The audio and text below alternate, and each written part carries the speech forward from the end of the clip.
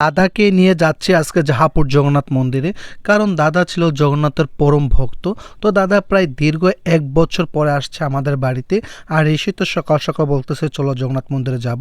আর যাওয়ার সময় যে এরকম ফেরিওয়ালা দেখবো কখনো ভাবতে পারি নাই, কারণ যখন ছোট ছিলাম, যখন আমাদের বাড়িতে এরকম ফেরিওয়ালা আসতো, তখন তাদের সাথে অনেক দুষ্টুমি করতাম।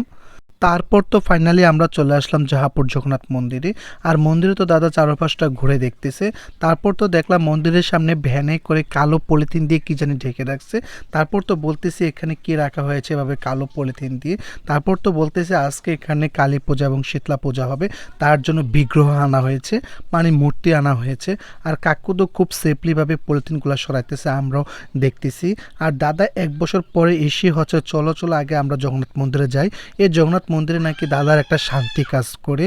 এখানে আসলে মনটা একটা ফ্রেশ, একটা সতেজ সতেজ লাগে। তার জন্য দাদা এখানে প্রায় সময় এসে এই জায়গায় বসে বসে থাকে। তারপর তো আমরা দেখতেছি কিভাবে মূর্তিগুলো নামাইতেছে। এটা হচ্ছে কালী মায়ের মূর্তি, কারণ আজকেই হচ্ছে এই মন্দিরে রাত্রে নিশিরাতে কালী মায়ের পূজা হবে এবং দুপুরে হবে শীতলা মায়ের পূজা। তো আমরা এই মূর্তিগুলো দেখতেছি এবং বললাম কোথায় থেকে আনা হয়েছে। ড্রাইভার বলতেছে যে অনেক দূর থেকে নাকি আনা হয়েছে। তারপর তো আমরা মন্দিরটা ঘুরে দাদাকে নিয়ে ফাইনালি আমরা মন্দির থেকে বেরিয়ে পড়তেছি। আর এই মন্দিরটি কিন্তু আমাদের জাহাপুর গ্রামে অবস্থিত। জাহাপুর গ্রাম মুরাদনগর উপজেলা, কুমিল্লা জেলাতে। তো আজকের এই ভিডিওটি কে কোথায় থেকে দেখতেছো অবশ্যই কমেন্টে জানাবা। তো আজকের ভিডিওটি এই পর্যন্তই। সকলে ভালো থাকবা, সুস্থ থাকবা। দেখা হবে অন্য কোনো ভিডিওতে।